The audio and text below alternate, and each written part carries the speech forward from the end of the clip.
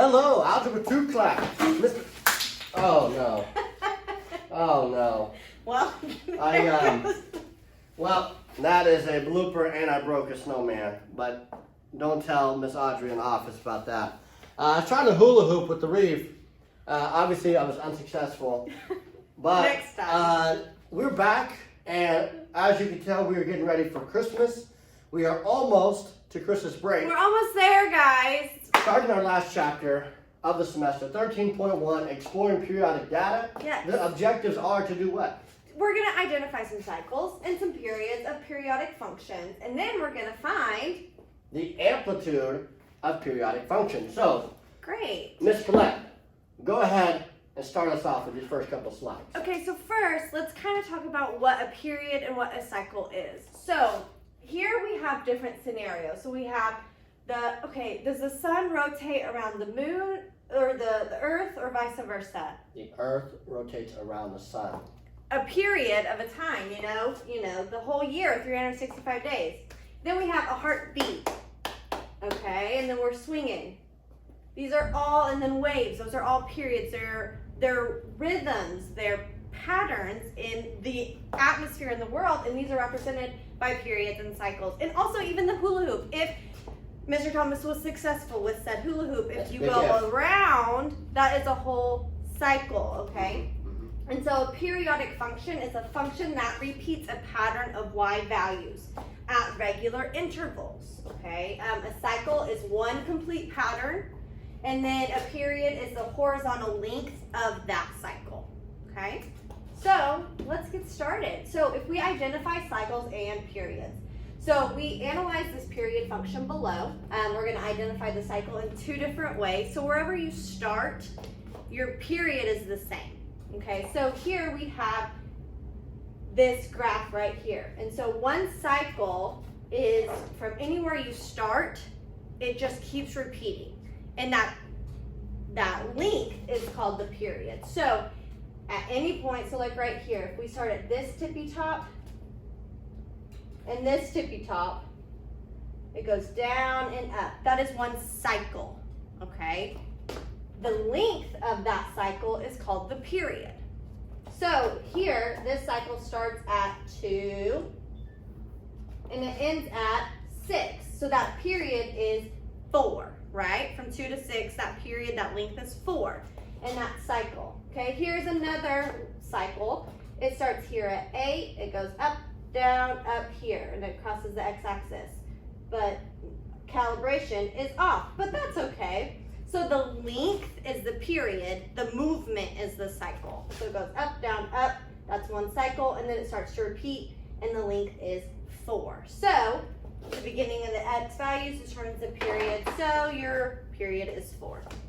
Excellent work. All right, let's keep it moving. So we're going to analyze these periodic functions, identify the cycle in two different ways. So we just want to show how we can identify cycles in two different ways. And so cycle is going to repeat a y value. So I want to start the y value at -3 here, and the y value is actually a 2, my bad. And so now the next time I see a 2 is right there. So this would be my cycle. Another way to identify a cycle, once again repeating the y value. Hey, that's not a bad. That's really good. Spot. All right, so I'm going to start my y value at 0 here, and then once it runs its course up and down, I can go there. And so if I circle this, that would be another cycle. Then if I wanted to analyze the period, that's the horizontal movement. So from here to here is a distance of 1, 2, 3, 4. And so my period would be 4. Same thing over here. Try to move a little bit quicker. But let's say I want to start right there. I run my cycle. I've got that thing. Looks like a mountain.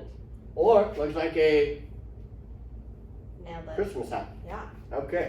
And then I could find another location. I could start on the y value is 0, move that way, or actually it'd probably be better if I did it like this, because I want to go all the way to the top point there, and then we go a V. So to find out my period, I would just look. My y value is distance of 1, 2, 3. My period is 3. Amazing. All right, let's look at some more examples as we continue to learn about periodic functions. So, how do we identify, just by looking at a quick glance, is it a periodic function? So, we look at these two examples, A and B. A periodic function is going to have a repeating y value. And if you notice, our highest point, so I'll just kind of pick our close to the highest point. Wow, that is terrible. I know, and I even fixed it before we started. That's okay. So the y value is at 3. So if this were a periodic function, I could go and look along the y equals 3, and I should be able to see where the graph hits it. You'll notice it doesn't hit it, and so this is not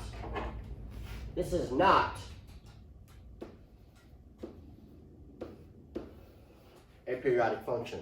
That's sad. All right, we'll give them a little Christmas hat though.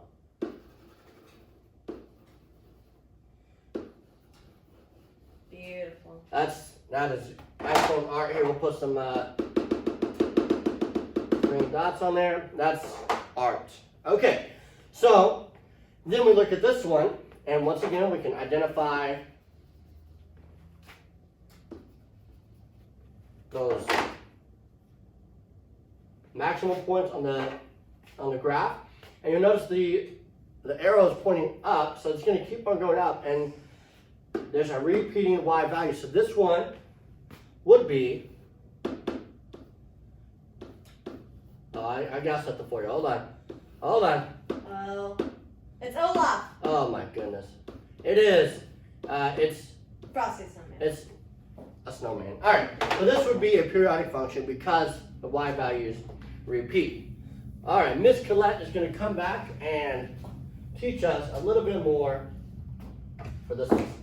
Okay, so again, we are going to identify, is it a period? If it's periodic, repeating, you're with your y values, and if so, what is its period? So we're going to pick, 2 spots, and it's going to be repeating with your y values. Okay, so if we have here, it goes down and up and down. Okay, but over here, it would be down and up and down. It doesn't go over here. Okay, so no, this one is not. It's not, because it's not repeating. But if we look at B, no matter where we go, so if we start at this y value, it goes down and up to this y value. It's cool. We have a period of 1, 2, 3, 4. Okay, if we started here, it goes up and then back down. 1, 2, 3, 4. Same, no matter what 2 spots you pick, it goes up, it goes down. It's a pattern, okay? So yes, no for A and yes for B. Okay, now let's talk about the amplitude. So amplitude is the distance from the middle of your graph. Okay, so if we have this lovely cycle right here, we have a maximum of our graph is here, and we have a minimum of our graph is here. So we're looking for how high it is, or the distance from the middle. Okay, so what we do to find our amplitude is we look for our maximum value, which in this case it is up here at, nope.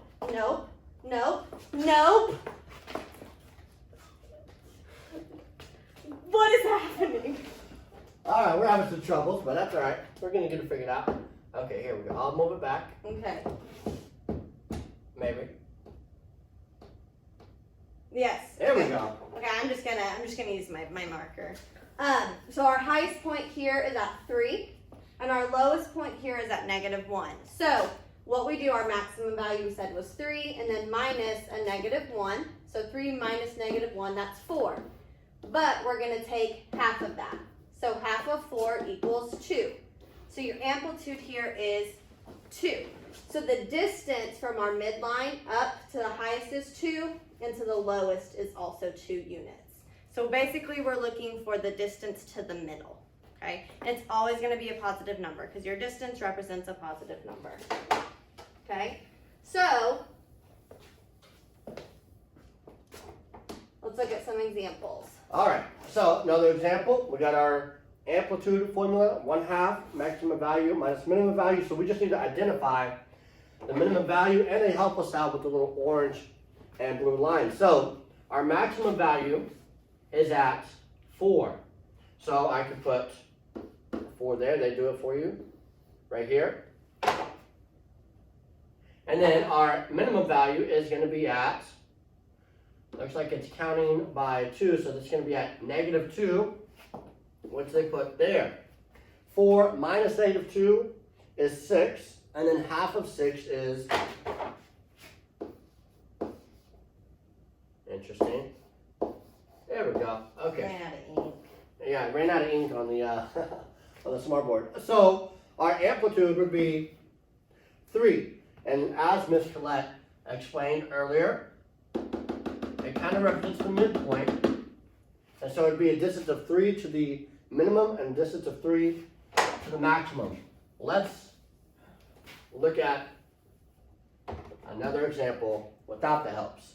So first step in finding the amplitude, what I like to do is I like to write out the formula just so I know what I'm looking for.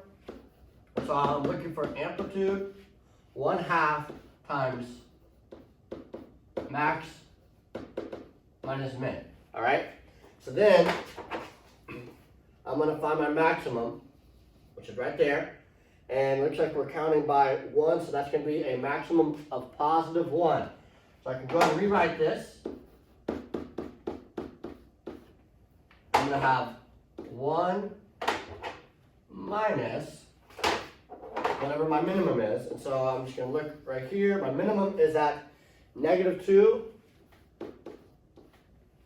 And so 1 minus -2 becomes essentially 1 plus 2, which is 3. And so A is going to be 1/2 times 3. Run out of ink again. And 1/2 of 3 equals 1.5, or 1.5. And that would be our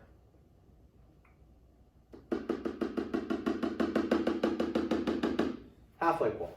1.5 to the top, 1.5 to the bottom. Perfect. Wow, what a great lesson, Mr. Thomas. We're That done. is it. All right. 3.1. We will see you next time. Get your mind ready for Christmas break. It's almost here. We're almost there, guys. All right. Good work. See you next time. See ya.